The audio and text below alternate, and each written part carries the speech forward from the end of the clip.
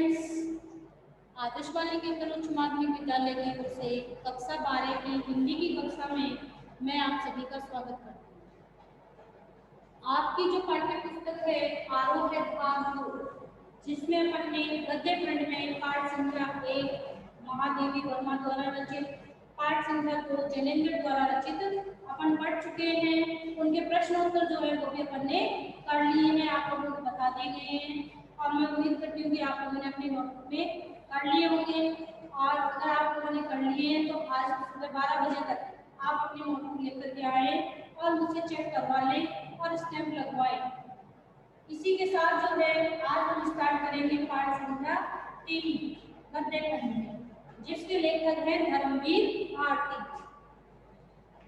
धर्मवीर भारती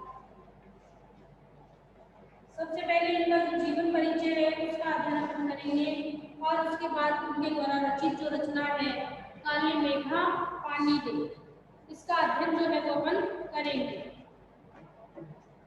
काले मेघा पानी दे रचना का नाम है काले मेघा पानी दे।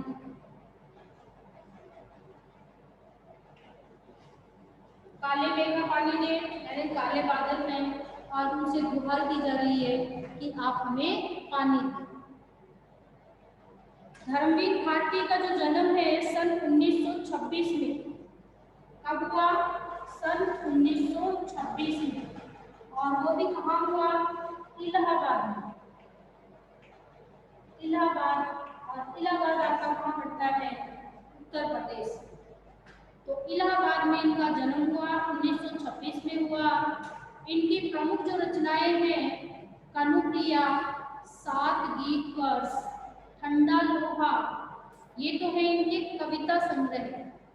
अब सिर्फ एक कविता और संग्रह में क्या अंतर है? कविता का अर्थ सिर्फ एक कविता और संग्रह का मतलब है कि बहुत सारी कविताओं को एक साथ लिया गया है, समेटा गया है, तो उन्हें हम कविता संग्रह कहते हैं।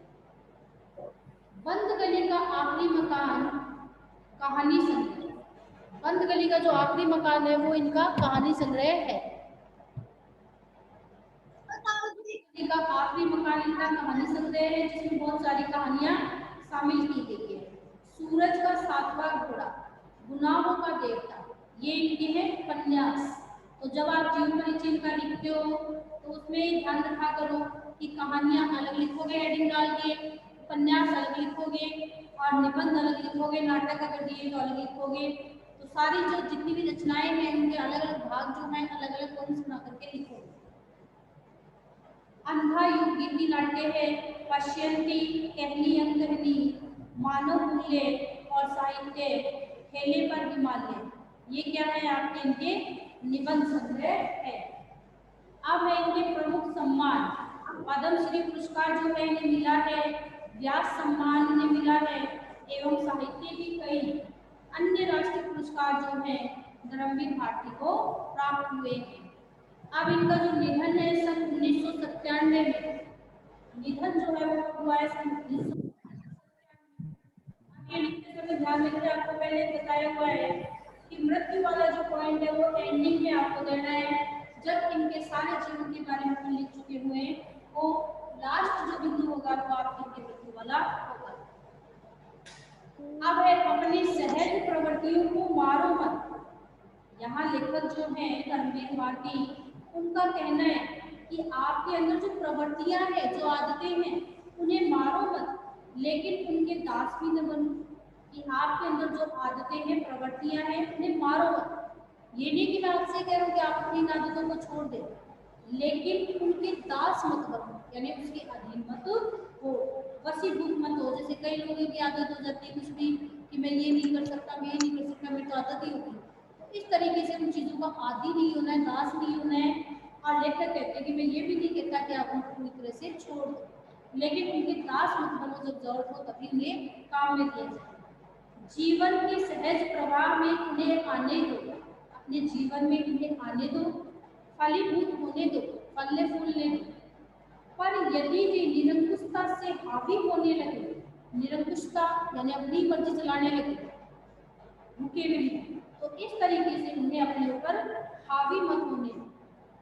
उन्हें भस्म कर देने की तेजस्विता और आत्मनियंत्रण भी हो, कि ये नहीं कि एक बार अगर आपने कोई आदत आ गई तो आप उसे छोड़ नहीं सकते। आप में इतनी शक्ति, इतना तेज और इतना आत्मनियंत्रण होना चाहिए कि अगर आप ये सोच लो कि मुझे इस चीज़ को छोड़ना है तो आप उसे आसानी से छोड़ सको, भस्म कर सको। भस्म यानी नष्ट करना। ये है उनकी पंक्तियां जो उनके माध्यम से कही गई है। गुनाहों का देवता उपन्यास से, गुनाहों का देवता क्या है? उपन्यास शैली में लिखा गया है। कहते कि धर्मवीर भारती का आजादी के बाद के साहित्यकारों में विशिष्ट स्थान। गुनाहों का देवता उपन्यास से लोकप्रियता मिली है और धर्मवीर भारती जो है आजादी के बाद के साहित्यकारों में विशिष्ट स्थान जो है प्राप्त। उनकी कविताएं, कहानियां, उपन्यास, निबंध, गीति नाट्य और रिपोर्टाज हिंदी साहित्य की उपलब्धियां हैं। यानी कविताएं भी लिखी हैं, कहानियां भी लिखी हैं, उपन्यास भी लिखे हैं, निबंध भी लिखे हैं, गीति नाट्य भी लिखे हैं और रिपोर्टाज भी उन्होंने लिखे हैं। भारती जी के लेखन की खासियत यह भी है कि हर उम्र और हर वर्ग के पाठकों के बीच उनकी अलग अलग रचनाएं होती हैं। यानी कोई युवा है, कोई बूढ़ा है, कोई मीडियम है, तो उन सब के बीच में उनकी अलग अलग रचनाएं जो है वो लोकप्रिय है।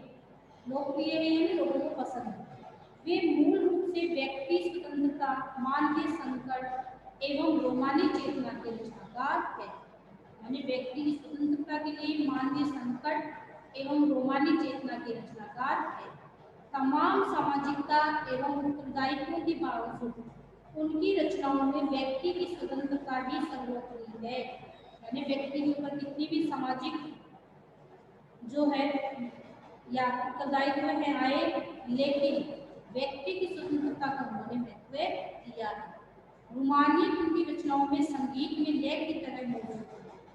उनका सर्वाधिक लोकप्रिय उपन्यास गुनाहों का देवता एक सरस और भावप्रवण प्रेम कथा है। यानी गुनाहों का देवता जो है प्रेम के ऊपर आधारित इनकी रचना है।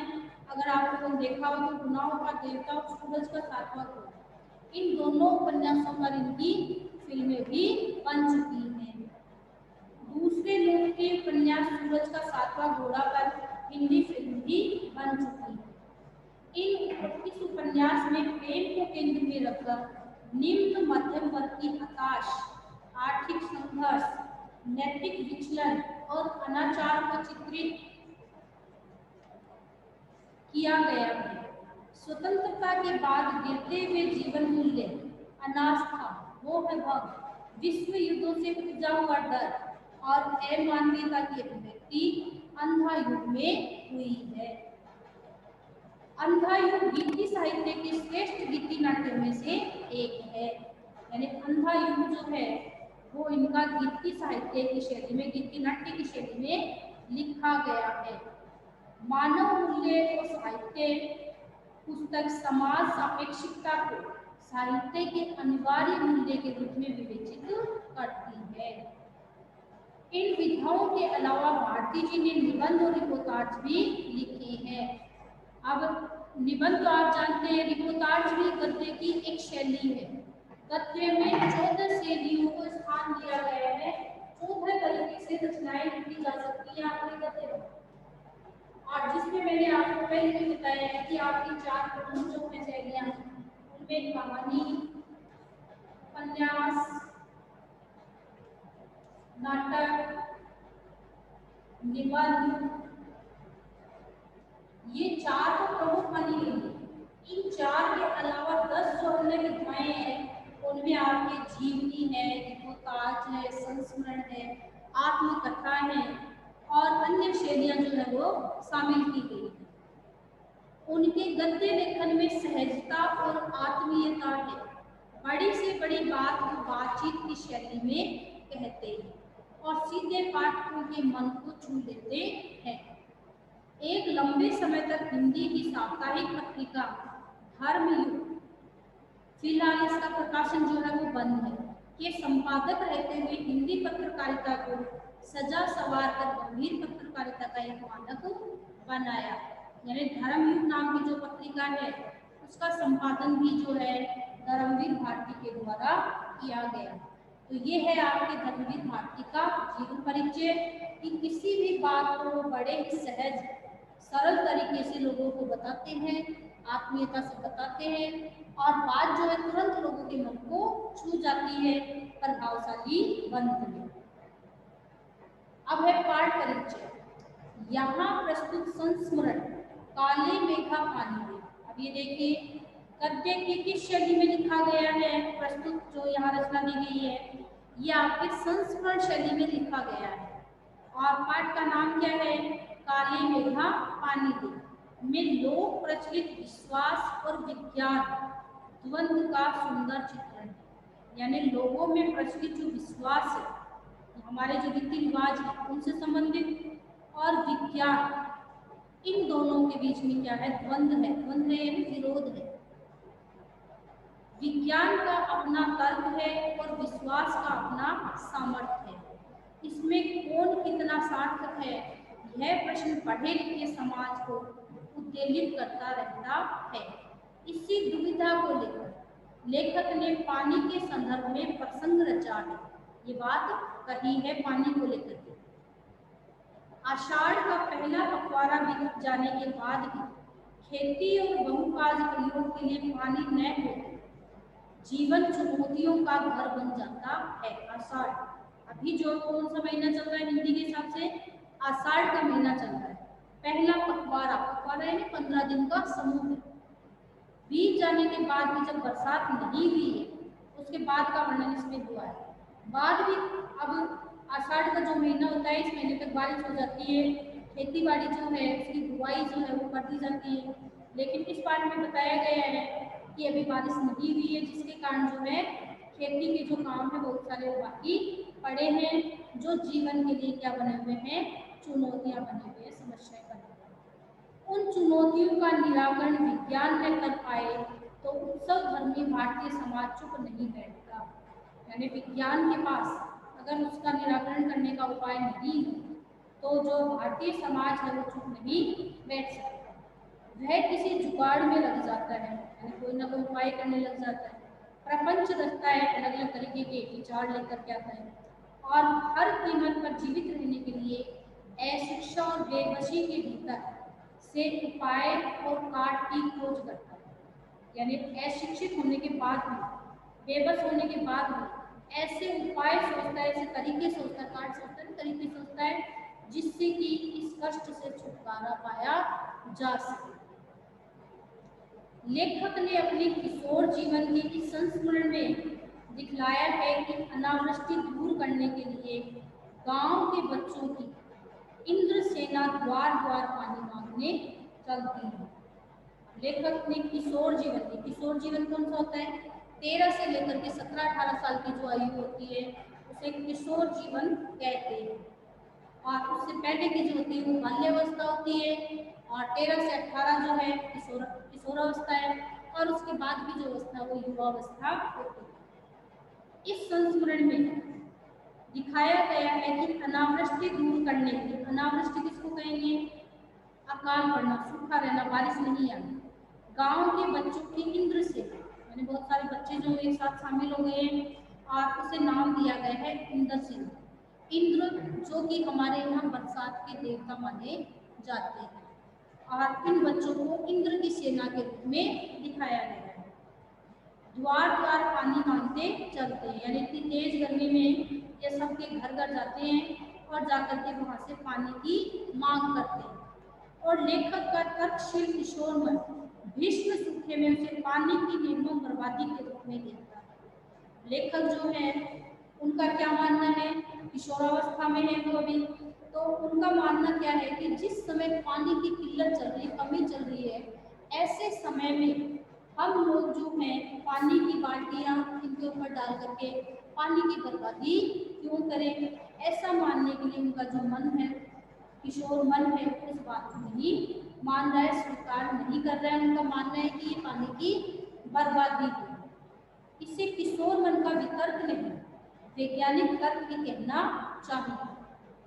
और विज्ञान विषय की इतने दीर्घ काल तक पढ़ाई और विज्ञानोपलब्ध आविष्कारों से अपने जीवन को भौतिक सुख सुविधाओं से भरते रहने के बावजूद इस देश के जनमानस में ऐसी वैज्ञानिक दृष्टि का न जन्म पाना अफसोस ही कहा जा सकता है।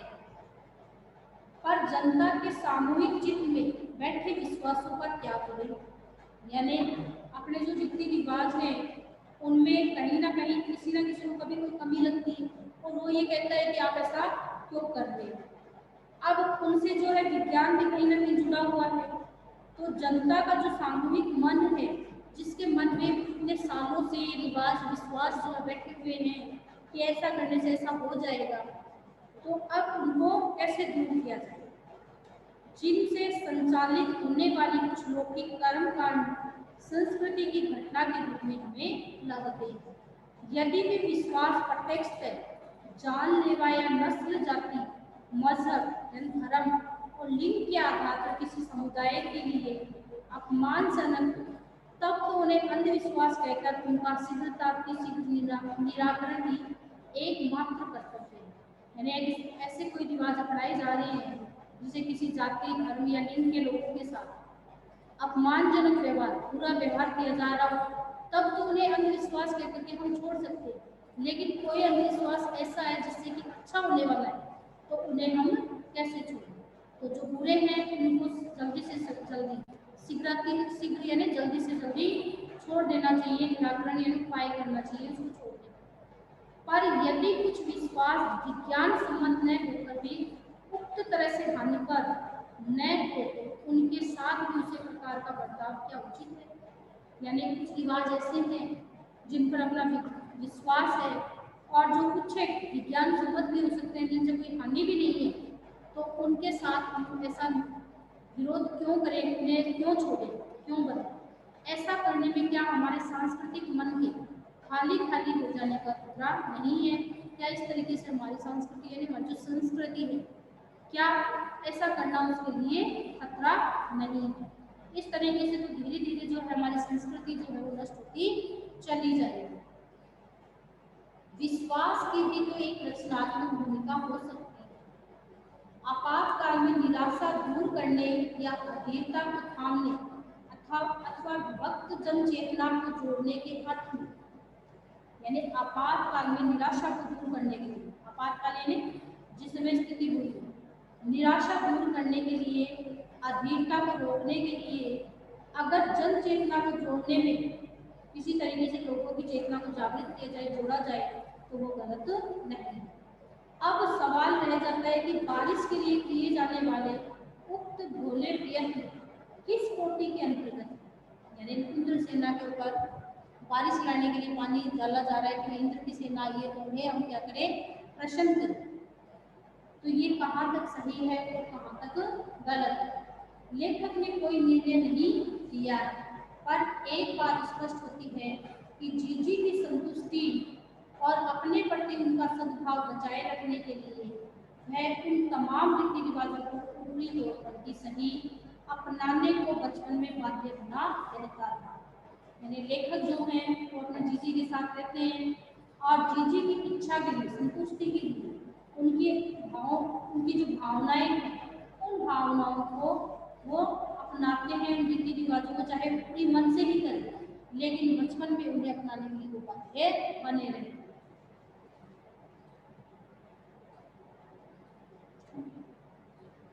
इससे क्या संकेत लिया जा सकता है? विज्ञान का सत्य बड़ा है या है सहज प्रेम का रस या बड़ा? तो ये जो कार्य जो किया जा रहा है पानी डालने का इन सेना पर, ये विज्ञान के मायने से सही है या प्रेम के कारण जब वो लेकर इसे करता है, या ये दोनों बातें ही सत्य है? इसके बारे में अपन अध्ययन करेंगे कि यहाँ जो है संस्कृति और विज्ञान, हमारे जो रीति रिवाज है, विश्वास है और साथ ही अपना जो विज्ञान है, उन दोनों को साथ में रख करके यहाँ बताया गया है कि ये जो बात है वो कहाँ तक कितनी उचित है। तो ये है आपके धर्मवीर भारती का जीवन परिचय, जिसके मुख्य मुख्य बिंदु जो हैं वो आप लोग अपनी नोटबुक में लिख लेना, नोट कर लेना। साथ के साथ वह कार्य जो है वो आप करते चलो, जिससे कि बाद में आपको दिक्कत नहीं आए। एक साथ आपको ये कार्य नहीं करना पड़ेगा।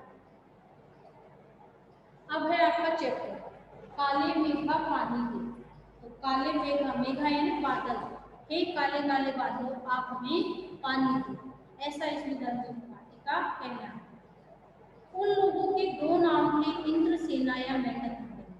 अब ये जो बच्चे हैं जिन्होंने अपना समूह बनाया है उसे इंद्रसेना या मेंढक मंडली, मेंढक मंडली क्यों कहा है कि मेंढक जो होता है वो क्या करता है, पानी में उछल कूद करता है, और इंद्र जो है वो पानी के बरसात के देवता है। बिल्कुल एक दूसरे के विपरीत। जो लोग उनके नग्न स्वरूप शरीर, उनकी उछल कूद, नग्न स्वरूप शरीर यानी जिस पर आधे वस्त्र, उछल कूद, उनके शोर शराबे और उनके कारण गली में होने वाले कीचड़ कांटों से चिढ़ते थे, वे उन्हें कहते थे मेंढक मंडली। यानी जिन लोगों को बुरा लगता था उनको कीचड़ में, पानी में से, मिट्टी में होते हुए, तो उन्हें मेंढक का नाम देते थे। उनकी अगवानी गलियों गालियों से, अगवानी यानी जब आते थे उनका स्वागत जो है किससे होता था, गालियों से होता था। वे होते थे 10-12 बरस से 16-18 बरस के लड़के। तो मैंने आपको बताया कि किशोरावस्था के जो बच्चे होते हैं वो इसमें शामिल होते हैं। तो 10-12 साल से लेकर के 16 से 18 वर्ष के जो लड़के हैं वो उसमें हुआ करते थे। सांवला नंगा बदन, यानी सांवले रंग के होते थे, नंगा बदन होता था, शरीर होता था उनका, सिर्फ एक जांघिया या कभी की भी सिर्फ लंगोटी ही पहने रहते थे। एक जगह इकट्ठे होते थे, पहला जयकारा लगता था, बोल गंगा मैया की जय। जयकारा सुनते ही लोग सावधान हो जाते थे। स्त्रियां और लड़कियां छज्जे बारजे से झांकने लगती थी, और यह विचित्र नग्न धड़क टोली समूह है, उछलती कूदती संवेद पुकार लगाती है, संवेद पुकार एक साथ पुकार लगाती थी। काले मेघा पानी दे, गगरी की बेर प्यासा पानी दे, तू पानी दे, काले मेघा पानी, हे काले मेघा पानी दे, हमारी जो गगरी की बेर प्यासा, गगरी यानी इधर मटका, हमारी मटकी फूटी है, बेर प्यासे हैं और आप हमें पानी दे, हम आपको गुड़ पानी चढ़ाएंगे। जो से बनी हुई जो धानी होती है वो, और गुड़ के लिए कहते हैं कि हम आपको उसका भोग लगाएंगे, आप हमें पानी दें। उछलते कूदते एक दूसरे को धकियाते, धकियाते ना धक्के देते थे। ये लोग गली में किसी दुमहले मकान के सामने रुक जाते, पानी दे मैया इंद्रसेना आई, और जिन घरों में आखिर जेठ या शुरू आषाढ़ के उन सूखे दिनों में पानी की कमी भी होती थी, जिन घरों के कुएं भी सूखे होते थे, उन घरों से भी सहेज कर रखे हुए पानी में से बाल्टी या घड़े भरकर इन बच्चों को सर से पैर तक तर कर दिया जाता था। यानी पानी की किल्लत होती थी, जब जिस समय कुओं में, सरोवरों में पानी नहीं हुआ करता था बिल्कुल भी, ऐसे समय में जो लोग सहेज कर संभाल कर अपने घर में 1-2 बाल्टी पानी जो रखते थे, उसमें से ही एक घड़ा या एक बाल्टी जो पानी है इस सेना के ऊपर डाल दिया जाता है।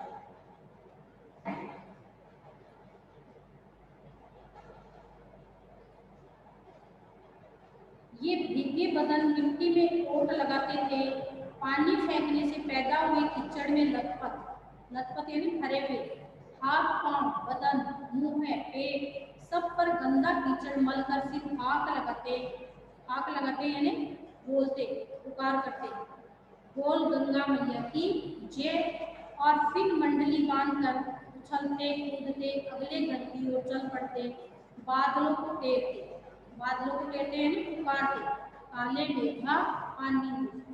वे सचमुच ऐसे दिन होते जब गली मोहल्ला गांव शहर हर जगह लोग गर्मी में भून भून कर त्राहिमाम कर रहे होते थे, यानी परेशान रहते थे।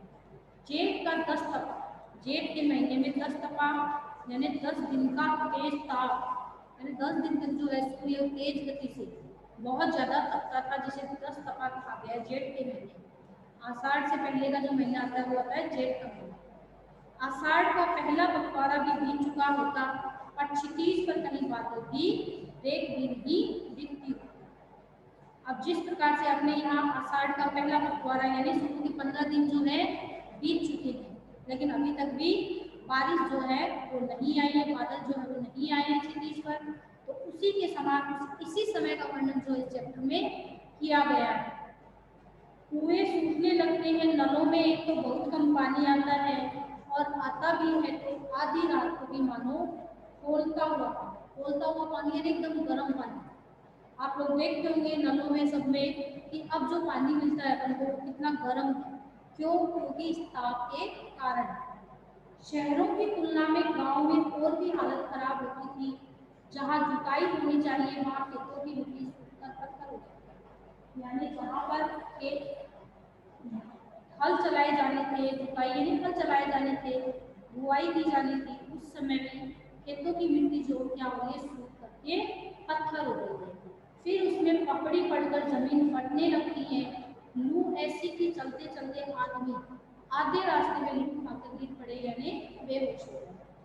घोर डंगर यानी पशु जानवर प्यास के मारे मरने लगते हैं, लेकिन बारिश का कहीं नाम निशान नहीं।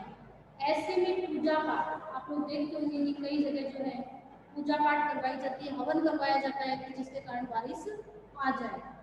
पूजा पाठ कथा विधान सब करके लोग जब हार जाते हैं तब अंतिम उपाय के रूप में निकलती है यह इंद्र सेना। वर्षा के बादलों के स्वामी हैं इंद्र और इंद्र की सेना डूबी। बांध कर कीचड़ में लटपट निकलती पुकारते हुए मेघों को, पानी मांगते हुए प्यासे दलों और सूखे खेतों के लिए। पानी की आशा पर जैसे सारा जीवन आकर टिक गया। तो जल ही जीवन है, ऐसा आपने सुना है। तो अगर पानी नहीं है, जल नहीं है, तो हमारा जो जीवन है वो भी नष्ट हो जाएगा उसके लिए। प्यासे दलों और सूखे खेतों के लिए पानी की आशा पर जैसे सारा जीवन आकर टिक गया।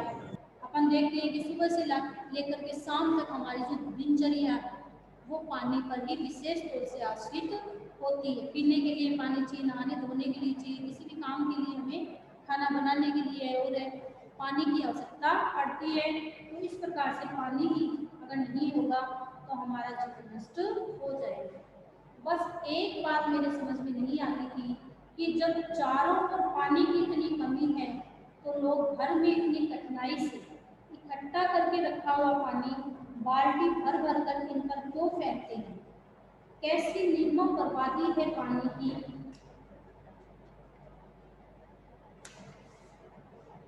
देश की कितनी क्षति होती है, क्षति यानी हानि होती है इस तरह के अंधविश्वासों से। ये अंधविश्वास था कि इंद्र सेना पर पानी डालेंगे तो इंद्र भगवान जो प्रसन्न हो जाएंगे। कौन कहता है इंद्र की सेना? अगर इंद्र महाराज से पानी दिलवा सकते तो खुद अपने लिए पानी क्यों नहीं मांग लेते? क्यों मोहल्ले भर का पानी नष्ट करवाते घूमते? नहीं, यह सब पाखंड अंधविश्वास है। ऐसे ही अंधविश्वासों के कारण हम अंग्रेजों से पिछड़ गए हैं और गुलाम बन गए हैं। ये जो है किशोरावस्था के लेखक के विचार हैं। मैं असल में था तो इन्हीं मेहनत मंडी वालों की हूँ, पर कुछ तो बचपन के आर्य समाजी संस्कार थे और एक कुमार सुधार सभा कायम हुई थी, उसका उपमंत्री बना दिया गया जो समाज सुधार का जोश कुछ ज्यादा ही। अंधविश्वासों के खिलाफ तो तर्कस में तीर रखकर घूमता रहता है। तर्कस जिसमें तीर रखे जाते हैं, बाण रखे जाते हैं। अब तर्कस में तीर रखकर घूमता था तो उस समय ये थोड़ी तर्कस टांग ले उसमें तीर लेके चला गया, अर्थात उन अंधविश्वासों के खिलाफ आवाज उठाते रहते। मगर मुश्किल यह थी कि मुझे अपने बचपन में जिससे सबसे ज्यादा प्यार मिला वो थी चीजें। यूं मेरे रिश्ते में कोई नहीं थी, उम्र में मेरी माँ से भी बड़ी थी, पर अपने लड़के बहू सबको छोड़कर उनके प्राण मुझी में बसते थे। यानी वो लेखक से बहुत प्रेम करती थी और वे थी उन तमाम रीति रिवाजों, तीज त्योहारों, पूजा अनुष्ठानों की खान जिन्हें कुमार सुधार सभा का यह उपमंत्री अंधविश्वास कहता और उन्हें जड़ से उखाड़ फेंकना चाहता। पर मुश्किल यह थी कि उनका कोई पूजा विधान, कोई त्योहार, कोई अनुष्ठान मेरे बिना पूरा नहीं होता था। दिवाली है तो गोबर और कोड़ियों से गोवर्धन और सखिया बनाने में लगा। जन्माष्टमी है तो रोज 8 दिन की झांकी तक को सजाने और पंजीरी बांटने में लगा। हर छठ है, और छठ यानी जन्माष्टमी के बाद आता है तो छोटी रंगीन कुल्लियों में भूजा भर रहा। भूजा यानी अनाज, फूली हुई छोटी मटकी, किसी में भुना चना, किसी में भुनी मटर, किसी में भुने हुआ चावल, किसी में भुना गेहूं। जीजी ये सब मेरे हाथों से कराती ताकि उनका पुण्य मुझे मिले, केवल मुझे भी। यानी लेखक जो है वो चाहते हुए भी जीजी की बात से इनकार नहीं कर पाते थे और उनके द्वारा जो भी कार्य उनको दिया जाता था, जीजी जो थी सारे रिवाजों को, रीति रिवाजों को मानने वाली थी और जीजी से सबसे ज़्यादा प्रेम जो है वो इन्हीं से करती थी। और ये भी जो है जीजी से प्रेम करते थे लेखक भी, तो उनकी बात को वो मना भी नहीं कर सकते थे और इसीलिए उन ना चाहते हुए भी बेमन से ही सही, लेकिन वो जीजी की बात को नहीं टाल सकते थे और उनके हर एक अनुष्ठान में, हर एक कार्य में, हर एक रीति रिवाज में उनका साथ देते थे। तो ये चैप्टर अपन ने आज यहाँ तक अध्ययन कर लिया है। आगे का जो चैप्टर है वो अपन अगले वीडियो में पढ़ेंगे और पीछे का जो काम आपको बता दिया गया है वो आप कर लें और साथ के साथ करते चलें। और अगर आपको कुछ नहीं समझ में आ रहा हो तो आप पूछ लेना और आगे का जो चैप्टर